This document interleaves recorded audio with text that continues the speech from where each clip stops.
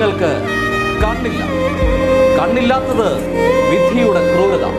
പക്ഷേ കണ്ണില്ലാത്തവർ കണ്ണില്ലാത്ത കുട്ടികളെ മർദ്ദിച്ചത് കൊടും ക്രൂരത. അത്തരം ചില കാഴ്ചകളുണ്ട്. ക്രൈംബ്രാഞ്ച് കുട്ടികളുമായി ക്രൈംബ്രാഞ്ച് ആരംഭിക്കും. കൊച്ചി ബ്ലൂ ബ്ലാക്ക് മെയിലിംഗിൽ തിരിവ്. നീലക്കഥ കെട്ടിച്ചമച്ചതെന്ന് ആരോപണ വിധേയരായ ബിന്ദ്യ പറയുന്നു. കിടപ്പറ ദൃശ്യങ്ങൾ പുറത്തുവിടാൻ ആരോപണ വിധേയരുടെ വെല്ലുവിളി. തിരുവനന്തപുരത്തെ വ്യവസായിയുടേത് ആത്മഹത്യയല്ലെന്നും കൊന്ന് കെട്ടിത്തൂക്കിയതാണെന്നും കൊല നടത്തിയത് മന്ത്രിമാരുടെ ബിനാമിയായ റിയൽ എസ്റ്റേറ്റ് വ്യവസായിയാണെന്നും വെളിപ്പെടുത്തൽ. പോലീസിന് ലക്ഷങ്ങൾ കൈക്കൂലി നൽകിയാണ് വ്യാജ പരാതിയിലൂടെ തങ്ങളെ അറസ്റ്റ് ചെയ്യിച്ചതെന്നാണ് കേസിലെ പ്രതികളായ റുക്സാനയും ബിന്ദിയാസ് തോമസും കൈരളി പീപ്പിളിനോട് പറഞ്ഞത്. എറണാകുളം കേന്ദ്രീകരിച്ച് കോടികളുടെ റിയൽ എസ്റ്റേറ്റ് നടത്തുന്ന സംഘമാണ് ഇതിന് പിന്നിൽ. മന്ത്രിമാരടക്കമുള്ള പ്രമുഖ വ്യക്തികളുടെ പണമാണ് ഇവർ ഇതിനായി ഉപയോഗിക്കുന്നത്. ഇതിനകത്ത് ഉന്നത ഓഫീസർമാർ മുതൽ സർക്കിൾ ഇൻസ്പെക്ടർ NC സന്തോഷ് വരെ ഈ കേസിനകത്ത് കൈക്കൂലി വാങ്ങിച്ചിട്ടുണ്ട്. NC സന്തോഷ് കൈക്കൂലി വാങ്ങിക്കുന്നത് പുള്ളിയുടെ സ്വന്തം ഫ്ലാറ്റ് വെച്ചിട്ട് വൈകുന്നേരങ്ങളിൽ രാത്രികാലങ്ങളിൽ ഒക്കെയാണ് പുള്ളി കൈക്കൂലി വാങ്ങിക്കുന്നത്. സജികുമാർ ഞങ്ങളുടെ മുന്നിൽ വെച്ചിട്ടാണ് പറഞ്ഞത് 15 സിവിൽ പോലീസ് ഓഫീസർമാരെ ഞങ്ങൾ സെറ്റിൽ ചെയ്തോളാം, ഈ തന്ന പൈസയ്ക്കകത്ത് അത് കണക്ക് കൂട്ടണ്ട, പുറത്തുള്ള ആളുകളെ ഞങ്ങൾ സെറ്റിൽ ചെയ്തോളാം, ഇതിനകത്ത് അത് വക വെക്കേണ്ടെന്ന് ഞങ്ങളുടെ മുന്നിൽ വെച്ചാണ് പറഞ്ഞത്. തിരുവനന്തപുരം സ്വദേശിയായ ഒരു വ്യക്തിയാണ് ഇതിന് പിന്നിൽ പ്രവർത്തിക്കുന്നത്. 9-ാം തീയതി അറസ്റ്റ് ചെയ്ത തങ്ങളെ 3 ദിവസം പോലീസ് കസ്റ്റഡിയിൽ വെച്ച് ക്രൂരമായി മർദ്ദിക്കുകയായിരുന്നു. 164 പ്രകാരം ഇക്കാര്യങ്ങൾ കോടതിയെ ധരിപ്പിച്ചതായും ഇവർ പറഞ്ഞു. സമീപകാലത്ത് തന്നെ ഞങ്ങൾക്ക് എന്തെങ്കിലും അപകടം സംഭവിക്കാനോ ഞങ്ങളുടെ വീടുകളിൽ ഡ്രഗ്സ്, മയക്കുമരുന്ന്, കഞ്ചാവ്, സ്വർണ്ണ ബിസ്ക്കറ്റ് അതുപോലുള്ള എന്തെങ്കിലും സാധനം വെച്ച് ഞങ്ങളെ അതുമാതിരി ജാമ്യം കിട്ടാതെ കണക്കത്തെ ഒരു കേസിൽ ഞങ്ങളെ കൊടുക്കാനായിട്ട് NC സന്തോഷ് ഒരുങ്ങുന്നതായിട്ടും നമുക്ക് അറിവ് കിട്ടിയിട്ടുണ്ട്. സംഭവത്തെക്കുറിച്ച് സത്യസന്ധമായി അന്വേഷിക്കണമെന്നും തങ്ങൾക്കെതിരെ നടന്ന ക്രൂരമായ മർദ്ദനത്തെക്കുറിച്ചും അന്വേഷിക്കണമെന്നാവശ്യപ്പെട്ട് മനുഷ്യാവകാശ കമ്മീഷനും ഇവർ പരാതി നൽകിയിട്ടുണ്ട്. Shajahan, news bureau, Alappuzha. മന്ത്രവാദത്തിനിടെ കരുനാഗപ്പള്ളിയിൽ യുവതി മരിച്ച സംഭവത്തിൽ പ്രതി പിടിയിൽ. മന്ത്രവാദി മുഹമ്മദ് സിറാജുദ്ദീനെ പത്തനംതിട്ടയിൽ നിന്നാണ് പോലീസ് പിടികൂടിയത്.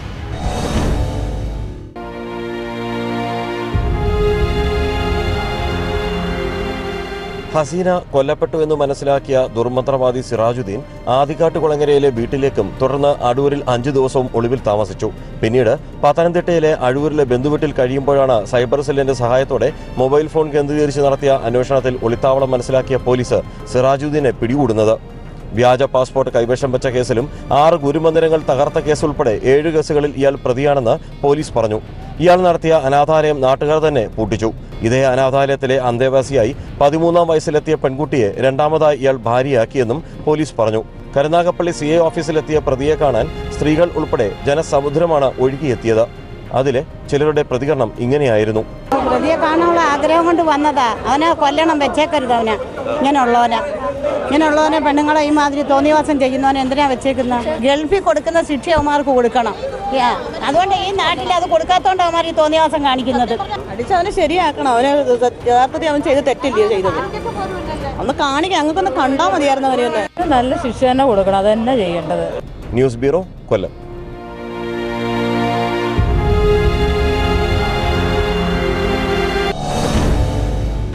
എറണാകുളത്തെ കോളേജുകളിലെ ബോയ്സ് ഹോസ്റ്റലുകളിൽ പോലീസ് റെയ്ഡ് നടത്തി. ലഹരിമരുന്ന് ഉപയോഗം നടക്കുന്നതായി സൂചന ലഭിച്ചതിനെ തുടർന്നായിരുന്നു raid. Maharajas college, law college, CUSAT തുടങ്ങിയ സ്ഥലങ്ങളിലെ ബോയ്സ് ഹോസ്റ്റലുകളിലാണ് റെയ്ഡ് നടത്തിയത്.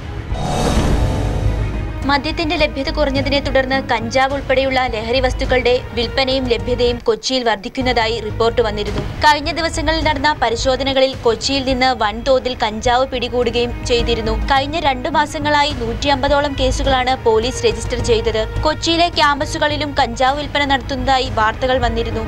ഈ സാഹചര്യത്തിലാണ് ഡെപ്യൂട്ടി പോലീസ് കമ്മീഷണർ ദിശാന്തിനിയുടെ നേതൃത്വത്തിലുള്ള സംഘം കൊച്ചിയിലെ ക്യാമ്പസുകളിലെ ബോയ്സ് ഹോസ്റ്റലുകളിൽ റെയ്ഡ് നടത്തിയത്. Ernakulam Maharajas college, law college, CUSAT, government polytechnic എന്നീ കോളേജുകളിൽ പോലീസ് പരിശോധന നടത്തി.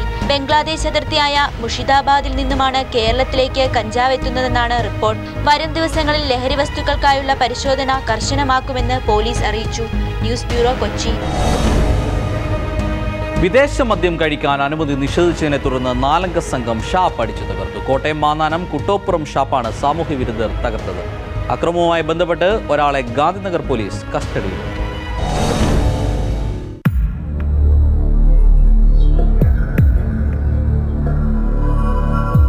ഞായറാഴ്ച രാത്രി ജീവനക്കാർ ഷാപ്പ് അടക്കുന്നതിനിടെയാണ് 4-അംഗ സംഘം വിദേശമദ്യം കഴിക്കാൻ ഗ്ലാസ് ആവശ്യപ്പെട്ടത്.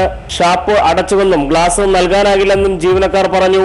ഇതോടെ 5-അംഗ സംഘം ജീവനക്കാരെ മർദ്ദിക്കുകയും ഷാപ്പിന്റെ വാതിൽ തുറന്ന് ടിവിയും ഫ്രിഡ്ജും ഉൾപ്പെടെ മറ്റു ഫർണിച്ചറുകളും തല്ലിത്തകർക്കുകയായിരുന്നുവെന്ന് ഷാപ്പ് മാനേജർ അനിൽ കൈരളി പീപ്പിളിനോട് പറഞ്ഞു.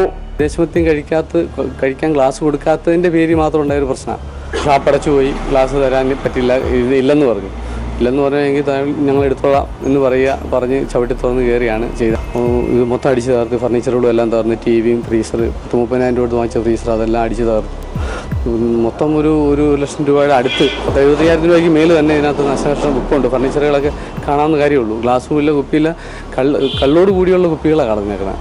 ഷാപ്പിൽ അക്രമം നടത്തിയ സംഘത്തിൽ ഉൾപ്പെട്ട കൈപ്പുഴ അംബേദ്കർ കോളനിയിൽ അജീഷിനെ ഗാന്ധിനഗർ പോലീസ് കസ്റ്റഡിയിലെടുത്തു. ഗാന്ധിനഗർ പോലീസ് സ്റ്റേഷൻ പരിധിയിൽപ്പെട്ട നെയ്ലിമംഗലം ബീവറേജിന് മുന്നിലും സമാനമായ സംഭവം നടന്നിരുന്നു. ഈ 2 ആക്രമണങ്ങൾക്ക് പിന്നിലും സ്ഥിരമായി കഞ്ചാവ് ഉപയോഗിക്കുന്ന സംഘമാണെന്നും പോലീസിന് വിവരം ലഭിച്ചിട്ടുണ്ട്. News bureau, Kottayam.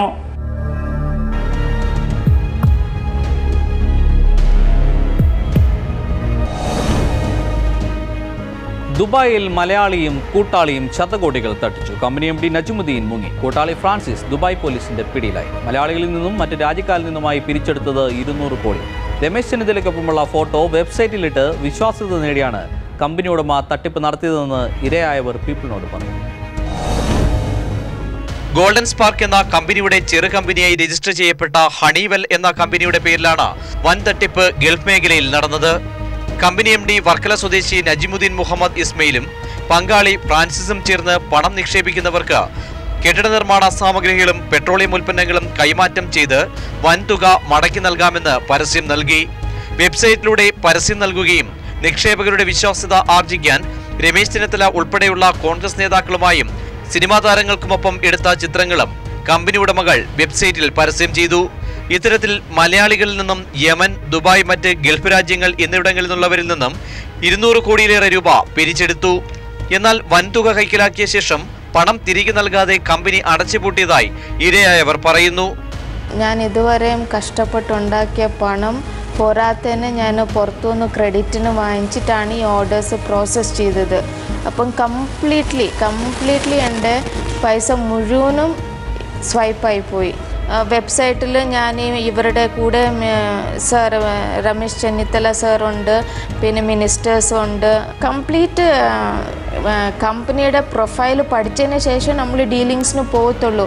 അവിടെ ഈ വന്ന ആളും എന്നോട് പറഞ്ഞു രമേശ് ചെന്നിത്തല സാറും ഇവരൊക്കെ കണ്ടില്ലേ, വെബ്സൈറ്റ് കണ്ടില്ലേ. അപ്പം അങ്ങനെ നമ്മളെ കൺവിൻസ് ചെയ്യാണ്. ഷാർജ ഓഫീസിലേക്ക് പോയിട്ടാകുമ്പം അവിടെ ഓഫീസ് ടോട്ടലി ക്ലോസ് ആണ്, അവിടെ സ്പാർക്ക് ഇന്റർനാഷണലിൻ്റെ.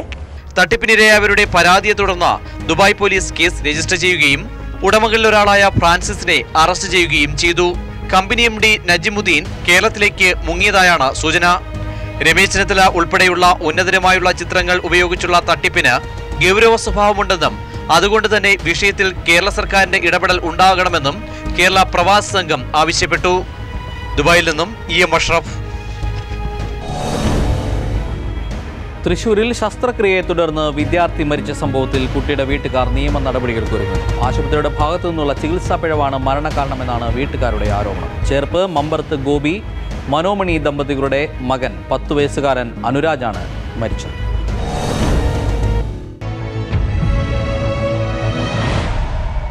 പഴുവിൽ സെന്റ് ആന്റണീസ് സ്കൂളിലെ 6ാം ക്ലാസ് വിദ്യാർത്ഥിയായിരുന്ന അനുരാജിനെ വയറുവേദനയെ തുടർന്നായിരുന്നു ആശുപത്രിയിൽ പ്രവേശിപ്പിച്ചത്. അപ്പൻഡിക്സ് ആണെന്ന് പറഞ്ഞ ഡോക്ടർമാർ 2 ദിവസത്തിനുള്ളിൽ ശസ്ത്രക്രിയയും നടത്തി. ഇതിനുശേഷം അടുത്ത ദിവസങ്ങളിൽ കുട്ടിക്ക് പനിയും അനുഭവപ്പെട്ടു. 19 ദിവസത്തോളം ആശുപത്രിയിൽ കഴിഞ്ഞ അനുരാജിന് രക്താർബുദത്തിനുള്ള പരിശോധന വരെ നടത്തി. നിർധനരായ കുടുംബത്തിനെ താങ്ങാവുന്നതിനപ്പുറം ചികിത്സയും പരിശോധനയും നടത്തിയിട്ടും എന്തു സംഭവിച്ചുവെന്ന് കണ്ടെത്താൻ ഡോക്ടർമാർക്ക് കഴിഞ്ഞില്ല. മെഡിക്കൽ കോളേജിലേക്ക് മാറ്റാനാണ് അധികൃതർ നിർദ്ദേശിച്ചതെന്ന് പിതാവ് ഗോപി പറയുന്നു. 19ാമത്തെ ദിവസമാണ് എൻ്റെ മകൻ്റെ രോഗം എന്താണെന്ന് നിങ്ങൾ അറിയണത്. ഇതുവരെയും അവന് മരുന്ന് കൊടുത്ത് നിങ്ങൾ കിഡ്നിയെയും ലിവറിനെയും നാശമാക്കിയോ. പഴുപ്പ് ബാധിച്ചതാണ് മരണകാരണമെന്നാണ് ഒടുവിൽ ആശുപത്രി അധികൃതർ പറഞ്ഞത്. തൃശൂർ ജില്ലയിലെ തന്നെ ഏറ്റവും ആധുനിക സംവിധാനങ്ങളുള്ള ആശുപത്രിയിൽ എന്തുകൊണ്ട് ഇത് കണ്ടുപിടിക്കാൻ കഴിഞ്ഞില്ലെന്നതും 19 ദിവസം എന്തു ചികിത്സയാണ് നൽകിയെന്നതുമാണ് അനുരാജിന്റെ കുടുംബം ചോദിക്കുന്നത്. ചികിത്സാ പിഴവെന്ന് കാണിച്ച് നിലവിൽ ഈസ്റ്റ് പോലീസിൽ പരാതി നൽകിയിട്ടുണ്ട്. ആശുപത്രിക്ക് മുന്നിൽ ധർണ നടത്തുന്നത് അടക്കമുള്ള സമരപരിപാടികൾക്ക് രൂപം നൽകുകയാണ് അനുരാജിന്റെ കുടുംബവും നാട്ടുകാരും. News bureau, Thrissur.